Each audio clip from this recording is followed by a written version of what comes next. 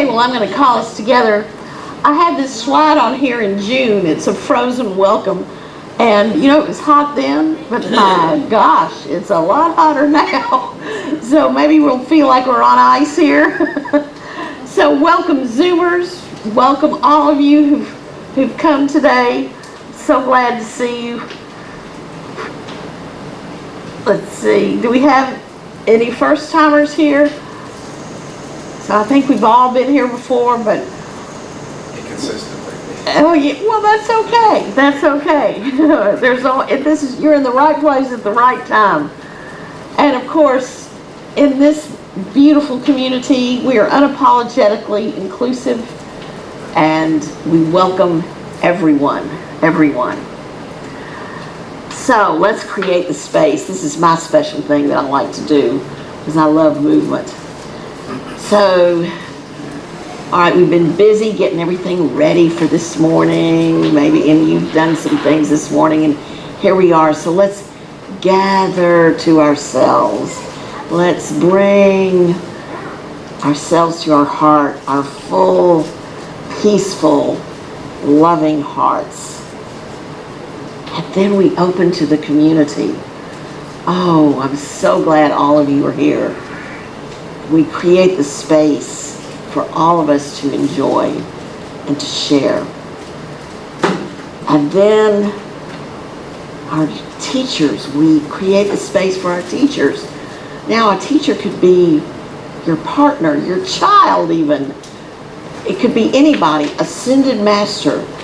Think of who inspires you. So we create the space for their energy to come in.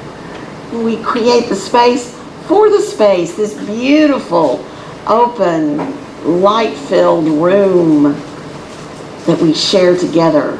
We have tables, we have snacks, we have everything we need in this room, and it's so welcoming.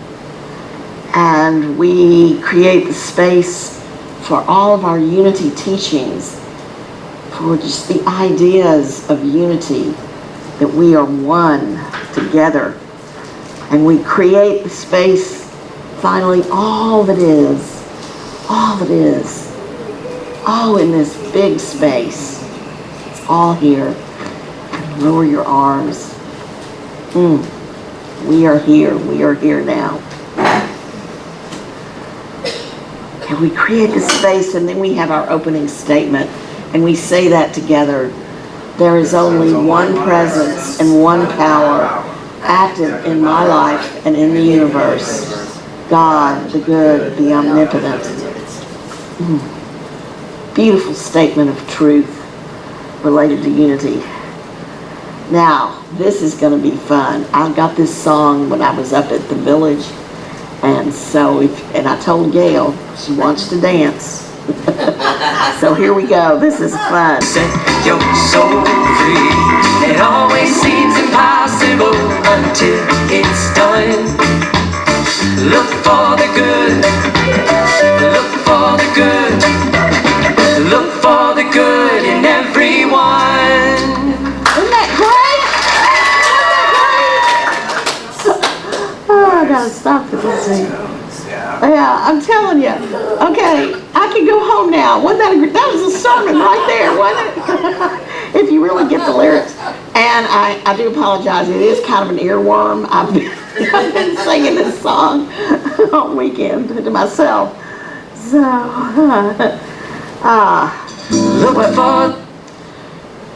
look for the good. Well, that just fits our vision. Our vision is that we are a unified, diverse world, looking for the good in everyone, embracing divine connection and inclusion for all. Oh, good. When we say this, it just empowers everything. So let's look at our mission and say this together. Together to shine light, peace, and love by empowering and transforming through experiences of service and community. Ever since we've put these together, as we did last March, I've really been trying to live it, and I see us all trying to live this. Now, okay, I brought your energy up, so let's just take a breath, and Angel is going to light the Christ candle. As though we didn't feel the light of this room anyway. Now remember, it's in us. Let's go. We utilize the Christ candle to acknowledge our inner wholeness, wisdom, and peace. This spark of divine consciousness represents the truth of our being. We light this candle as a symbol of our divine light, so we may remember the light that shines in each one of us. Excuse me. I challenge each of you to shine brighter this week. All right, girl. Challenge accepted. Okay.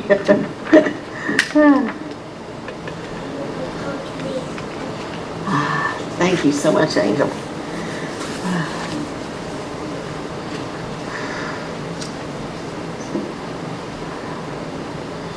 Our daily word is authenticity.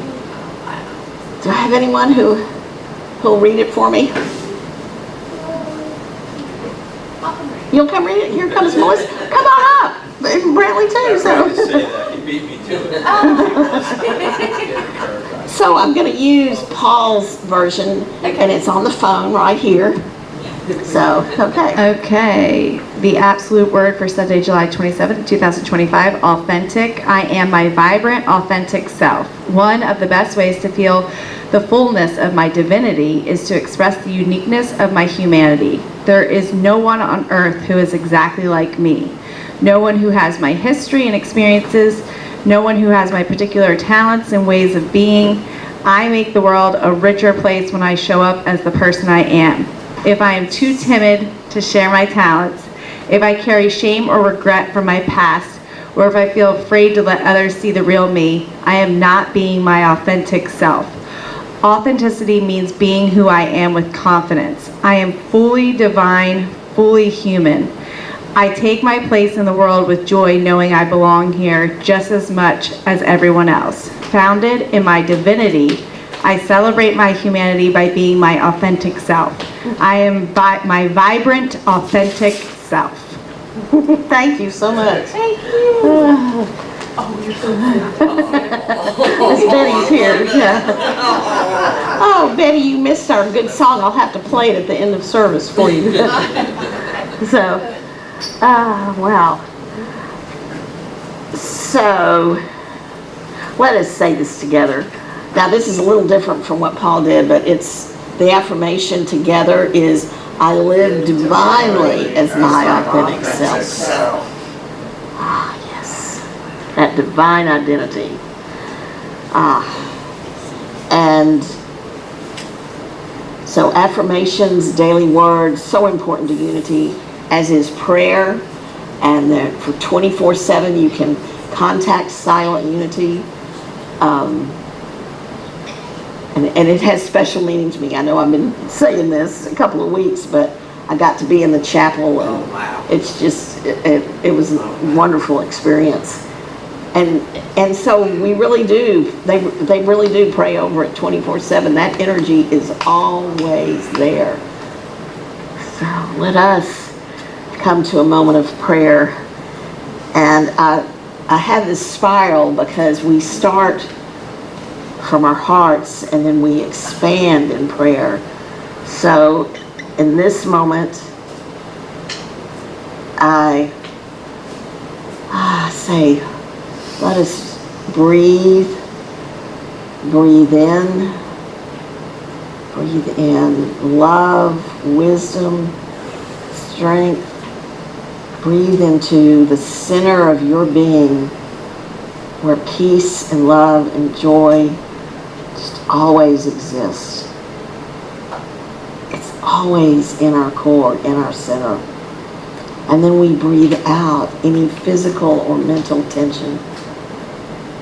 So breathe in, breathe out.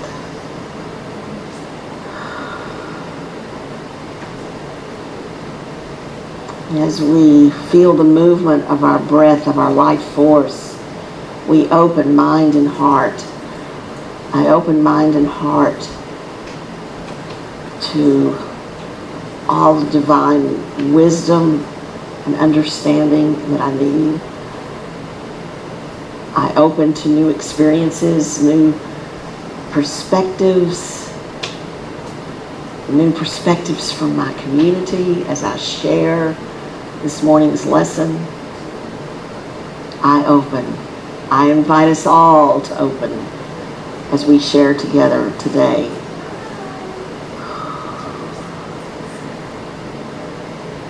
God, there is only one divine nature, infinite, immutable, inexhaustible.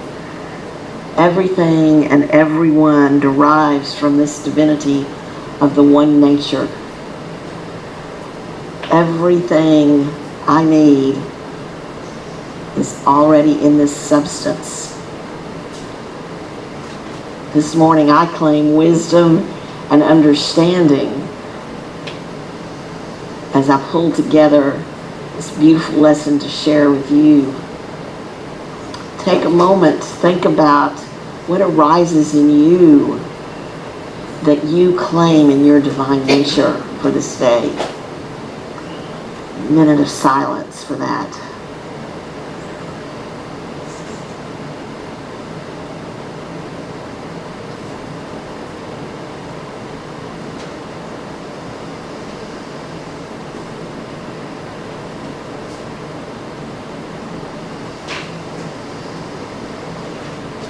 I feel the faith, the expectations, and the perceptions that will come my way. I feel that energy coursing through me. Whatever arises in you, remember, this is an inexhaustible supply, whether it be imagination, zeal, energy, strength, order. It is always there, always there.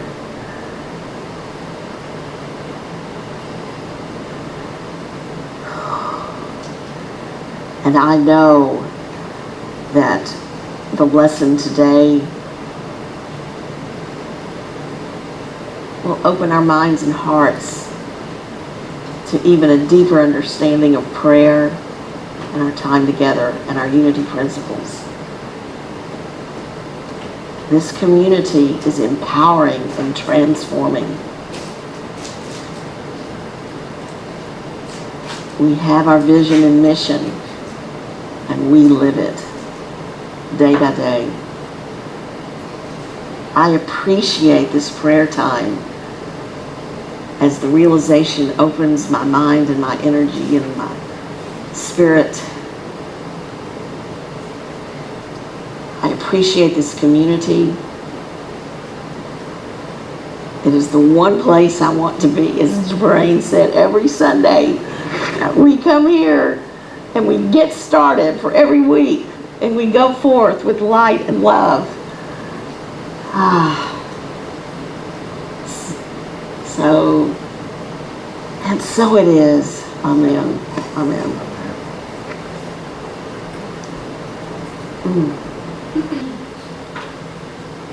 The sounds of the 60s. I still love that song though. And actually we're going to address the idea of time. Just recently I saw Hair down at the Rep. Person I saw it. And oh my God, it was really fun. But also, it just reminded me how naive and innocent we all were back then. But I wish we still had, we're so cynical now, I wish we had some of that back again. But I know we can't completely go back, but if we could just see, well, don't just throw it out. What is it? Was it the authenticity? Was it just the innocence? I don't know.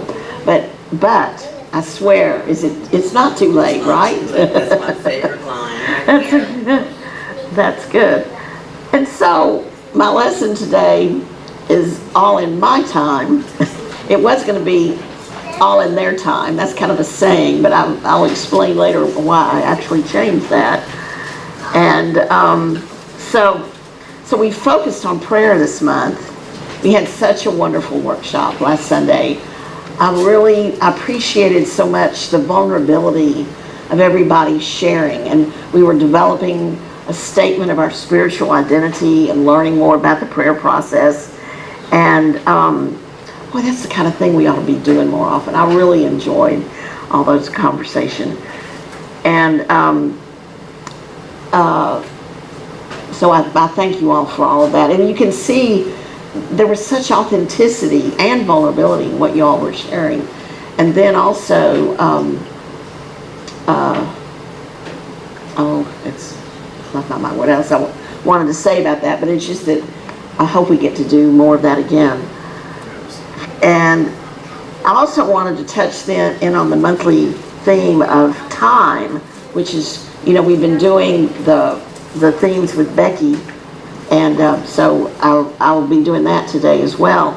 But I wanted to take a look again at this prayer process because I like to connect dots. And so on the left-hand side, that's the heart of the affirmative prayer.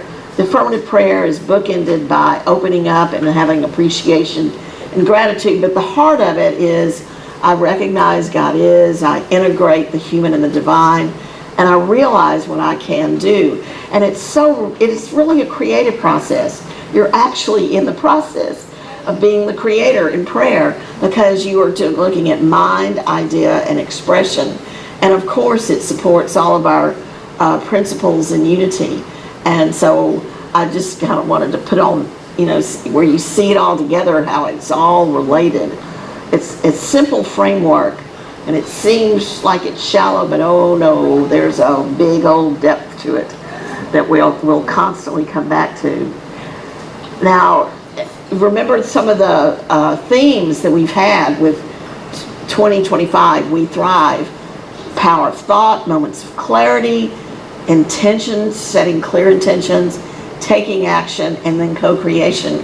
And then what I don't have on there is we looked at obstacles last month in June. And I believe these aren't exactly aligned with all those steps of prayer, the movements of prayer, but we need clarity in our prayer. And our prayer brings clarity. When we look at the purpose for the prayer, we're starting to clarify our intention. And we may even, with realization, even alter that intention as we sit through the prayer process. And in prayer, we do face obstacles, but also through prayer, we resolve or dissolve them, I believe.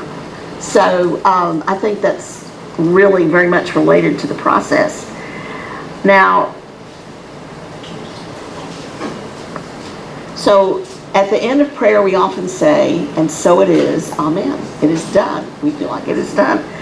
So what is the timing of the result? Well, I say that in consciousness, it's immediate, but the time and space result may not be immediate. However, the physical healing, the resolution of debt, the new job, I mean, it doesn't appear like magic, although possibly something could happen just like that. But in consciousness, it is immediate because you can say, okay, all right, I am not in debt, or I am healing, whatever it is, whatever you've claimed in prayer. But we're going to talk about those claims as I go through this a little bit. But the shift in consciousness is immediate. So intention was an important part of the themes this year. And so when you live from a point of intention, you're really creating your experiences. If you expect a joyful encounter, maybe you receive a joyful encounter. If you expect things to go smoothly, you feel a flow. If you're like my daughter and she expects Aaron to have a meltdown, Aaron has a meltdown. So by setting my intention, I'm really determining what my life looks like.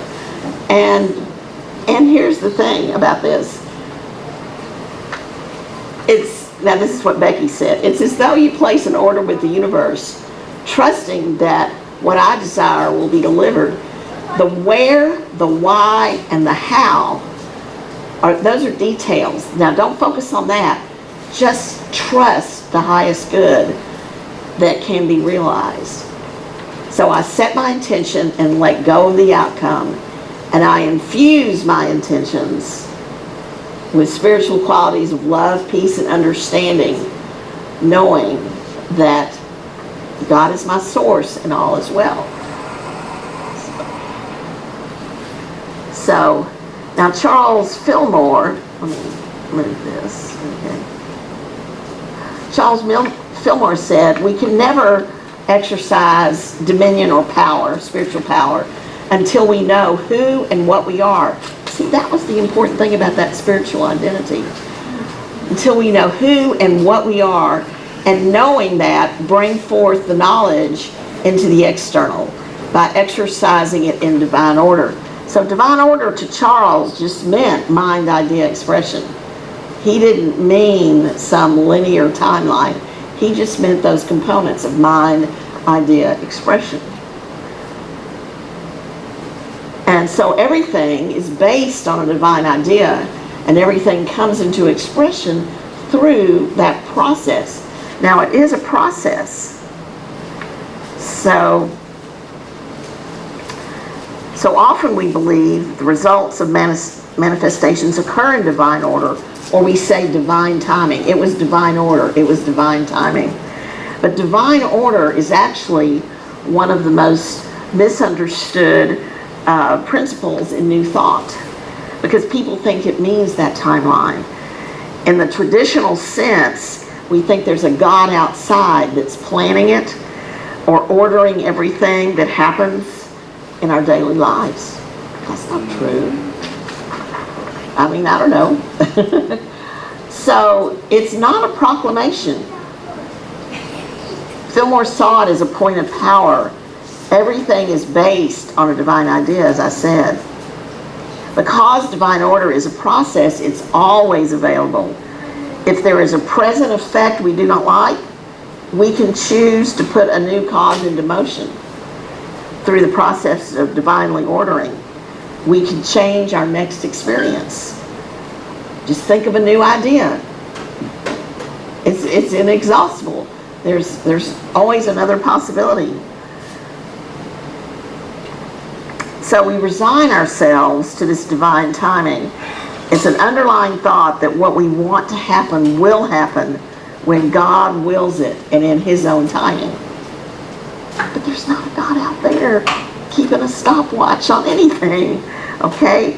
It's true that in our opening statement, we acknowledge one power and one presence. It is the truth of all of us. However, that power does not, would not, and cannot have a predetermined plan or time orientation. Because really at that level of one power and one presence, there is no time, which means there's really not any planning. Planning kind of, goes hand in hand with a timeline, with time. Oh, that word order just gets us in trouble. It implies that timeline. That is just so human of us to describe it that way. And it's okay. It's human. But divinely, it is what is. In the moment, it's just simply happening. What's happening right now is all there is. All there is. There is not time. Okay, now Chris and I got into this conversation last night. We thought about even calling a pastor on this. Because you can go down this rabbit hole about what it is what it is. There is no time. Is there really time? Does that really exist? And of course, my resident metaphysician back there, Chris, we really had a fun time trying to talk about all this. And so stay tuned. If you want more information, talk to Chris later. But in the divine order process, the one mind is something that is not willing, intending, or predetermining anything. Not the one mind, not the one. It is more that there's this omnipresent knowingness of which we are a part. We're part of it. And from this one minding, we create experiences that are divinely timed by us. So things don't happen in their time. I have the power, the wisdom, the intelligence to divinely time my actions. I can determine when, what, how, and where things happen. Well, for the most part. I mean, I understand there could be some things. I know this, but things happen in my time. That's why I had to change the title. I said, wait a minute, maybe I need to change the title. But things happen in my time in consciousness. In consciousness. So I had to gulp over that last statement. That's just a lot. It did cause me to change the title of my talk. But we have control over, not control, but we have so many more choices than we give ourselves credit for, I think. And so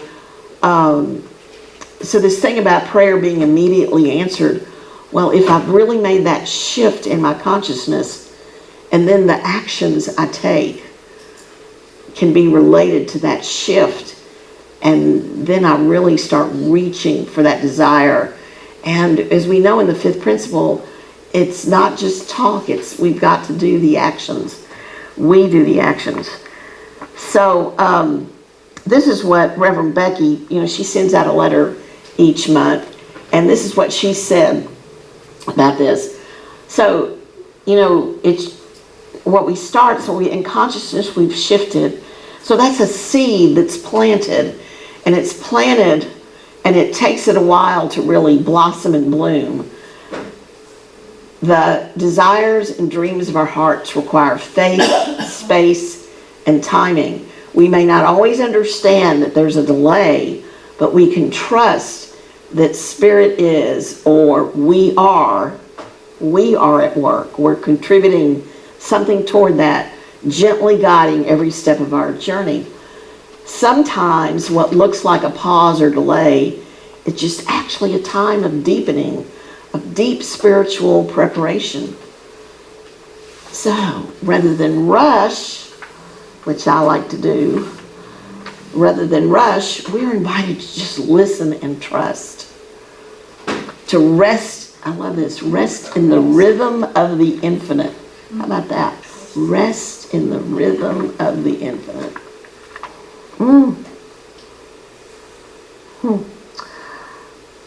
She also talks about this is a practice in presence.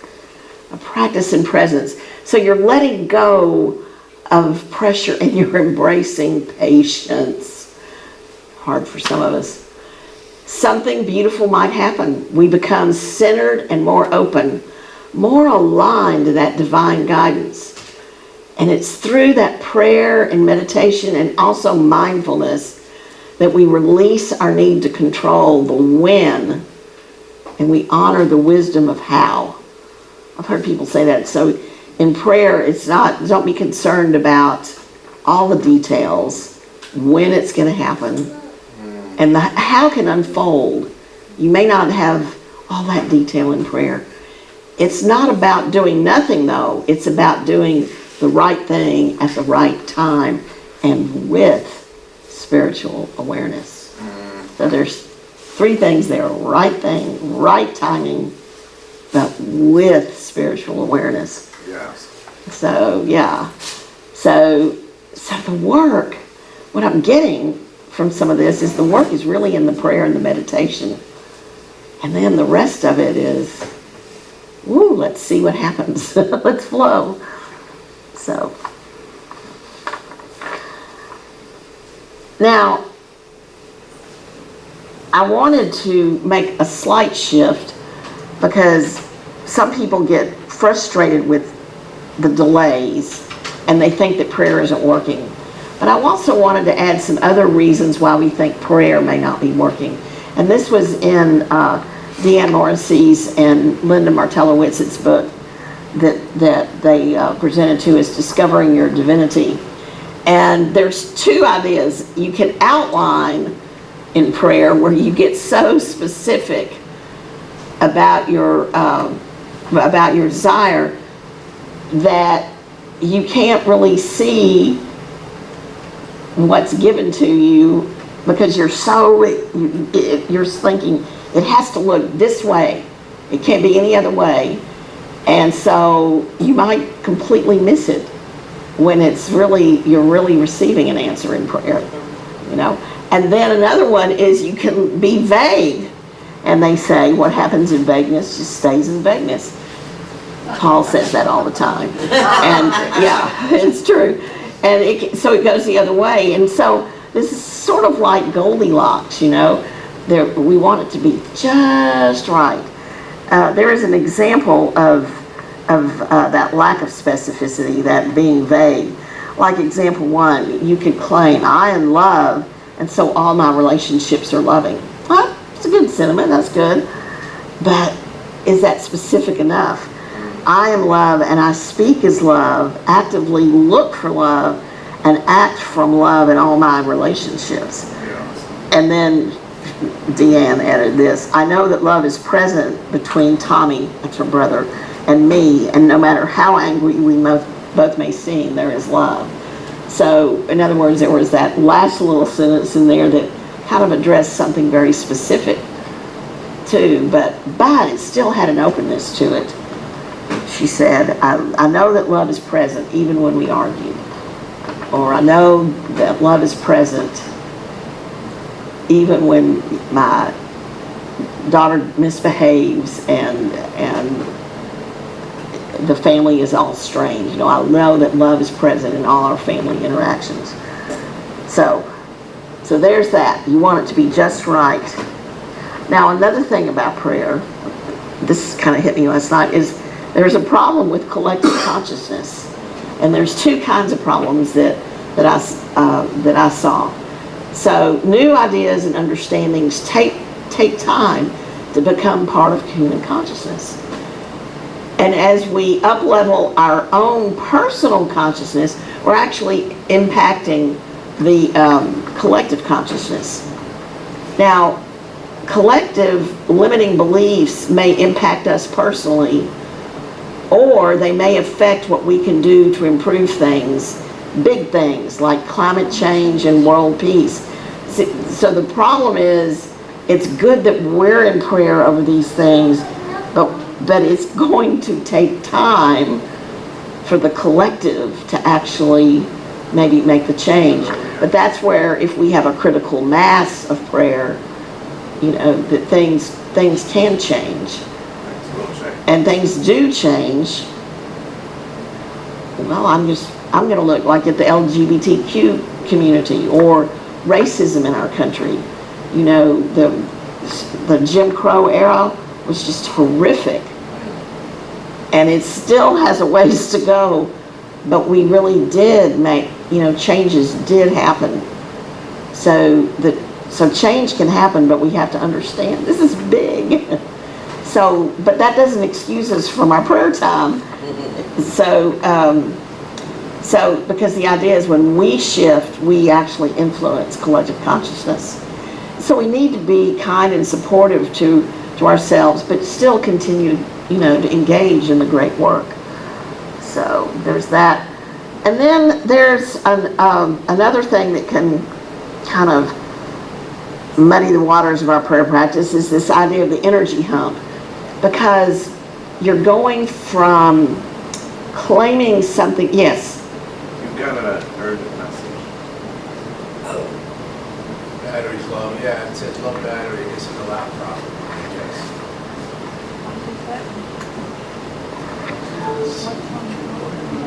The strip wasn't on, thank you very much.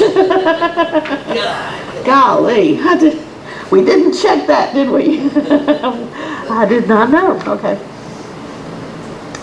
Okay, the energy hump.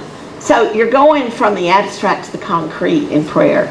You know, you've got this wonderful divine power, this divine idea, and you're bringing it into manifestation.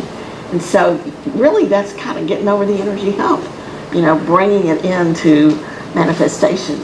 And so as Becky noted, this energy hump, this is the time when the seed is becoming, and it's an invitation to explore what we need to become and reflecting on how we can be our own answer to prayer.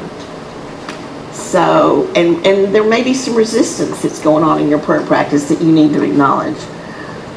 So that's a real thing, that may be going on in the prayer, is to think about that getting over the hump. And then there is magical thinking, and this is the thinking that is trouble at the border, the border of going from the concrete, from the abstract to the concrete.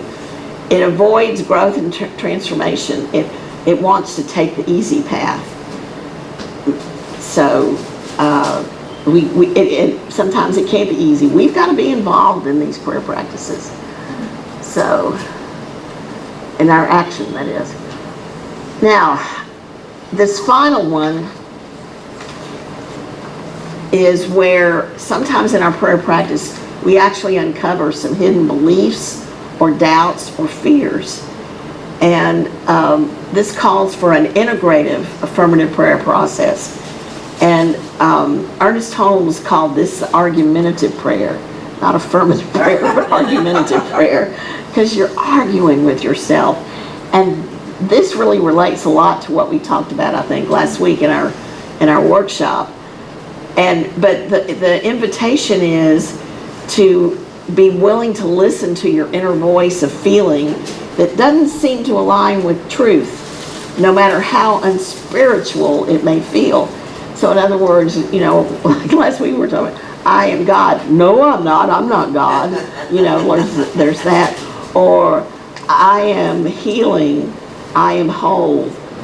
Well, no, I'm not. My arm is broken. Or I've got this cancer. No, you identify more with it. So there are times when we really kind of go through it with our prayer practice.